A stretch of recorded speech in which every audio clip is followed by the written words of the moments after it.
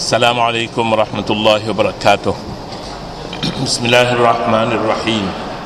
Alhamdulillahi rabbil alamin, wassalatu wassalamu ala asyrafil mursalin nabiyyina Muhammadin wa ala alihi wa sahbihi ajma'in. Kita baca ayat 9 suratul Hasyr. A'udzu billahi minasy syaithanir rajim. Bismillahirrahmanirrahim. Walladzina tabawwa'ud dara wal iman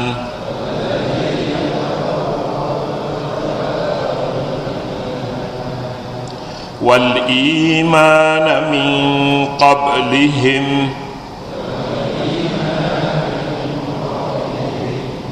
yuhibbuna man hajara ilaihim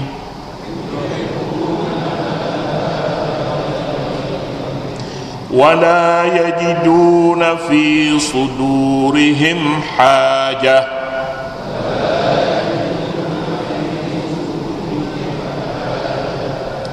mimma utuh wa yu'thiruna ala anfusihim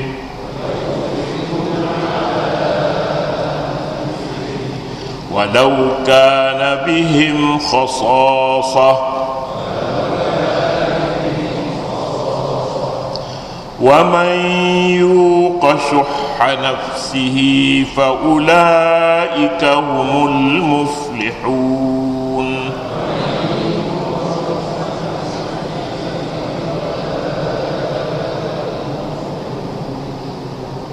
Sadaqallahul azim.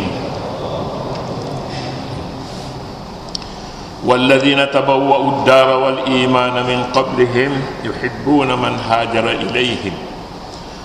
Walladzina tabawwa'ud dara wal iman, dan orang-orang yang menyediakan kediaman dan iman sebelum mereka, yuhibbuna man hajara ilaihim, mereka suka orang-orang kepada orang-orang yang berhijrah kepada mereka.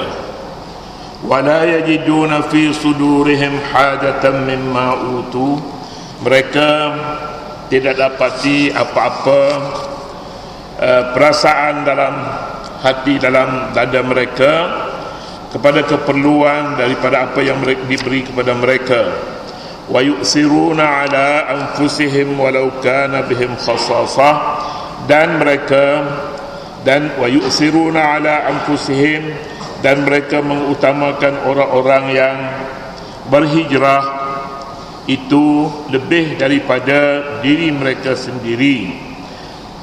Wa man yuqa shuhha nafsihi fa ulaika humul muflihun, sesiapa yang dipelihara daripada kebakhilan dirinya, maka mereka itu orang-orang yang beroleh kemenangan. Kita masih lagi dalam beberapa ayat yang membahagikan orang-orang Islam selepas hijrah ke Madinah.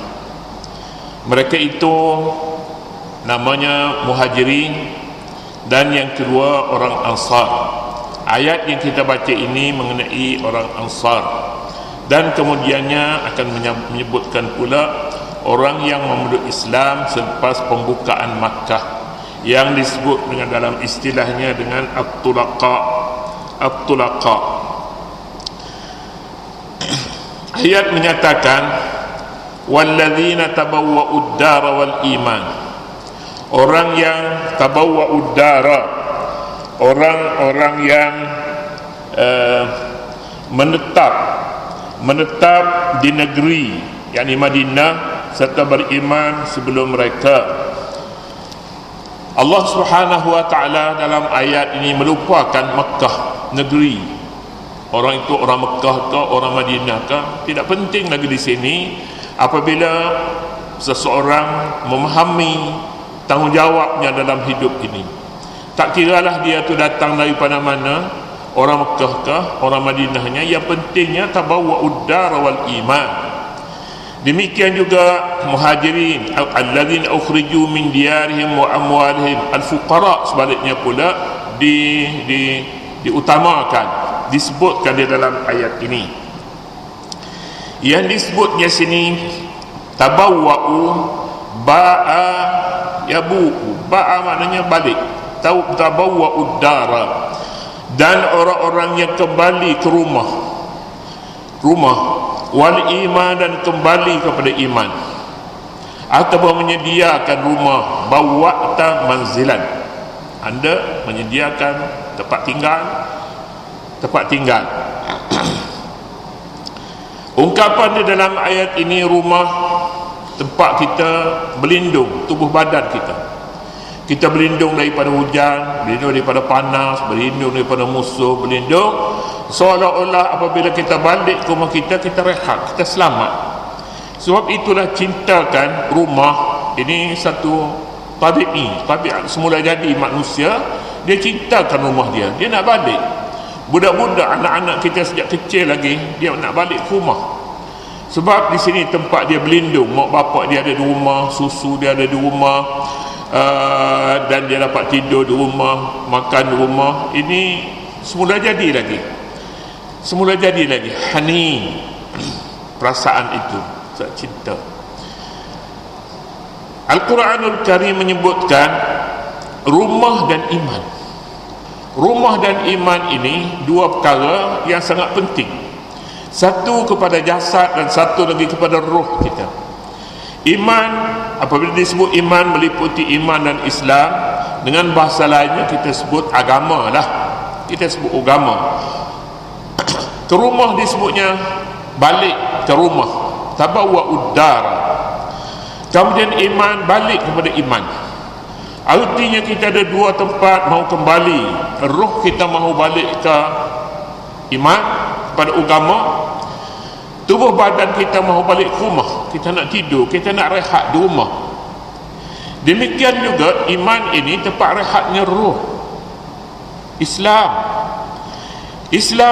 mengajar kepada kita ada haram, ada halal, ada sah, ada batil, ada ma'ruf, ada munkar, dan berbagai-bagai lagi dinyatakan di dalam agama ini. Jadi kalau begitu, roh apabila berada bersama dengan iman, dia aman, dia selamat.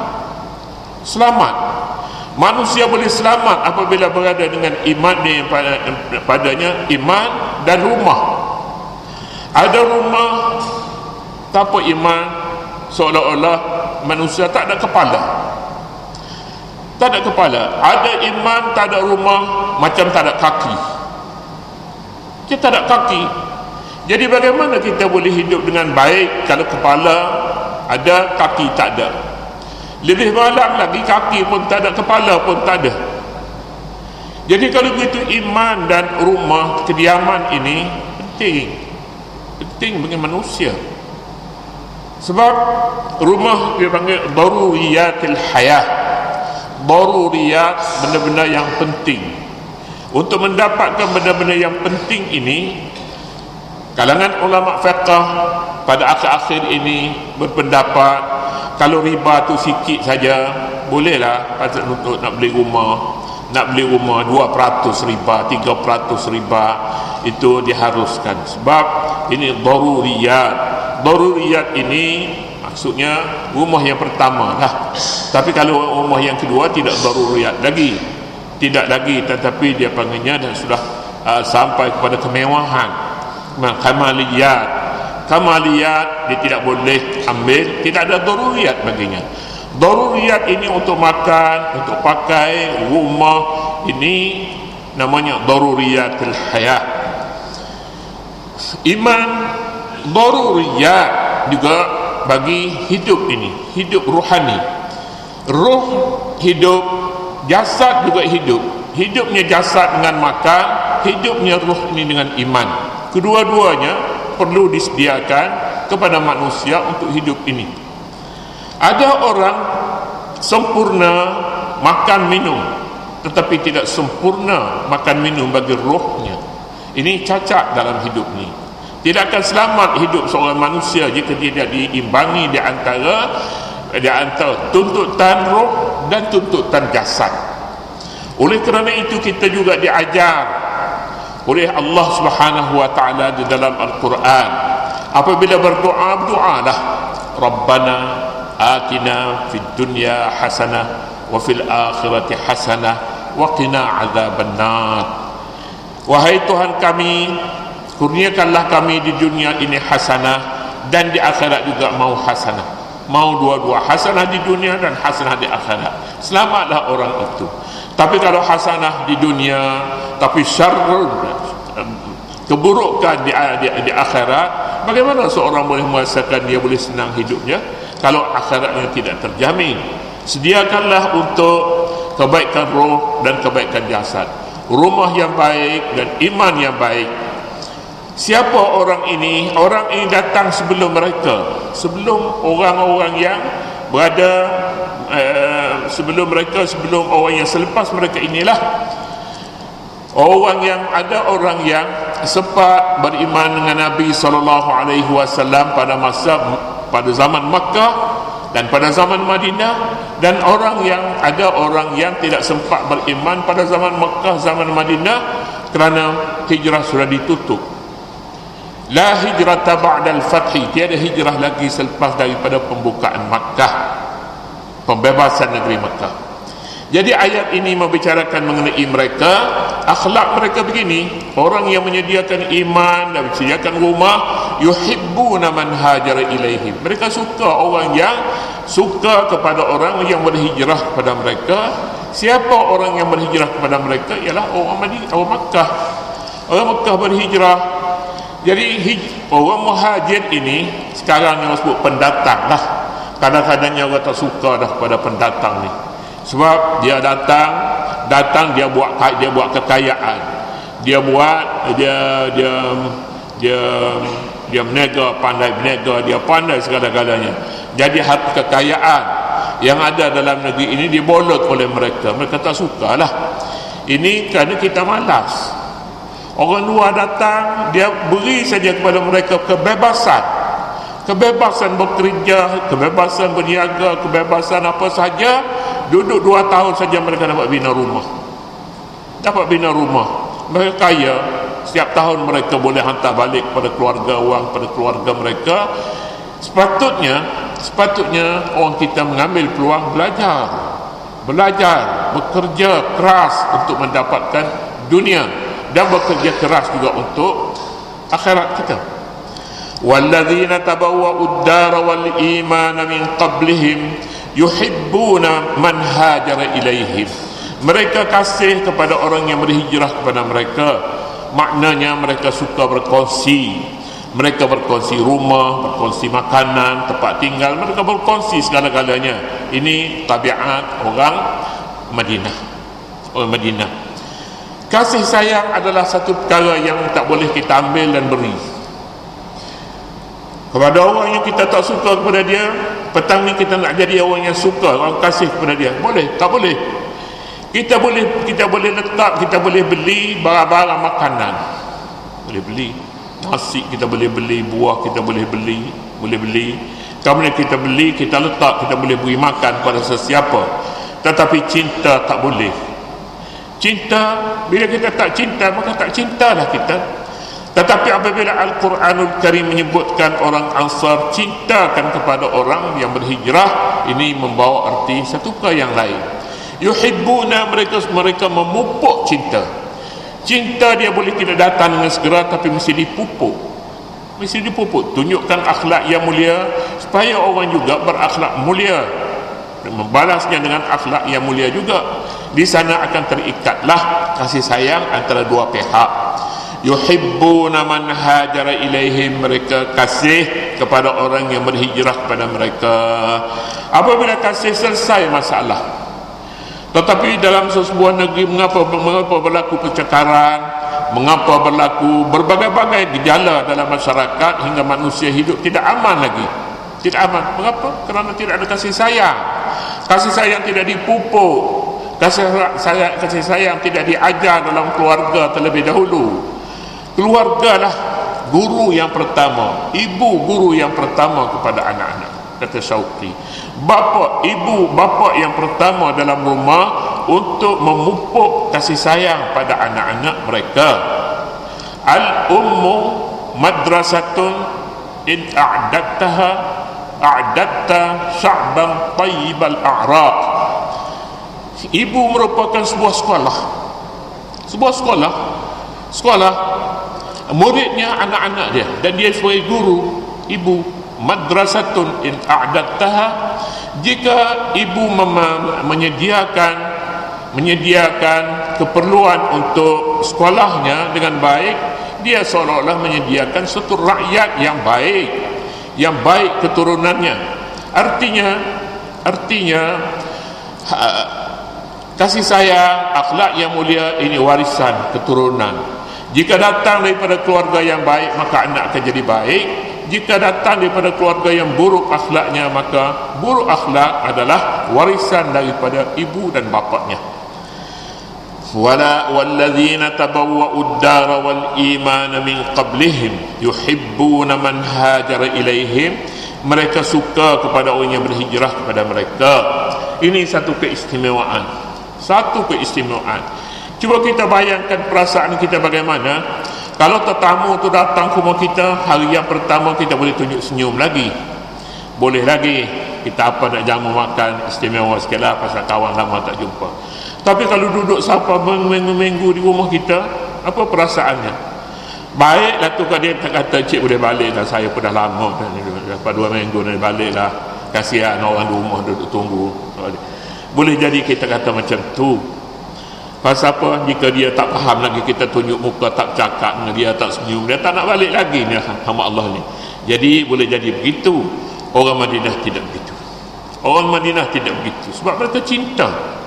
Inilah dia yang kita sebut sebelum ini. Orang Madinah menawarkan kepada orang Muhajirin, dia tawar rumah ni, katanya nisful li wa nisful lak, separuh untukku dan separuh untukmu. Aku ada kebun tamar, nisful li wa nisful lak, aku nak bagi 2 kepadaku dan kepadamu. Aku juga, jika kamu memerlukan pasangan hidup, aku ada beberapa pasangan hidupku, katanya. Aku sedia menarik diri untuk bagikan kepada kamu jika kamu bersedia. Bahaya sebenarnya kalau satu pihak itu menyedia rumah, menyedia tempat tinggal, menyedia iman, tapi satu pihak lagi tak ada iman dan tak ada rumah. Bukan saya tak ada rumah, tak ada iman. Bila sebut nak bagi 2, dia kata tak boleh nak bagi 2, kita kena pergi pejabat tanah lah, tukar nama. Tukar nama, kebun pun nak tukar nama. Lepas pada Tuhan yang ketiga pula dia kata nak juga bagi 2 lah. Dah nak apa dah. Begitu. Jadi ini masalahnya. Apabila kedua pihak mempunyai iman dan ikhlas, orang yang mukmin berkawan dengan orang mukmin, tak ada siapa yang jadi mangsa, sama-sama untung. Orang mukmin dengan orang mukmin berkawan, sama-sama untung, menang-menang. Tetapi apabila orang mukmin berkawan dengan orang yang tidak mukmin, satu pihak menanggung kerugian yang sangat besar, satu pihak lagi membuat untung. Sebab ini zalim namanya, zalim. Oleh kerana itulah dalam hadis menyebutkan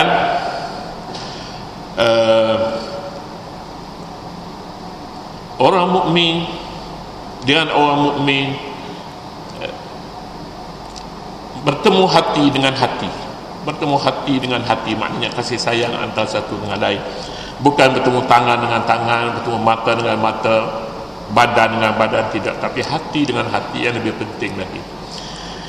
Wala yajiduna fi sudurihim hajatan mimma utu. Tak terlalu dulu. Wallahu subhanahu wa ta'ala a'lam. A'udzu billahi minasyaitonir rajim. Bismillahirrahmanirrahim. Allahumma inna nas'aluka ridhaka wal jannah wa na'udzu bika min sakhatika wan nar. Allahumma innaka 'afuwwun karimun tuhibbul 'afwa fa'fu 'anna wa 'an walidina wa 'an jami'il muslimin wal muslimat bi rahmatika ya arhamar rahimin. Walhamdulillahi rabbil alamin.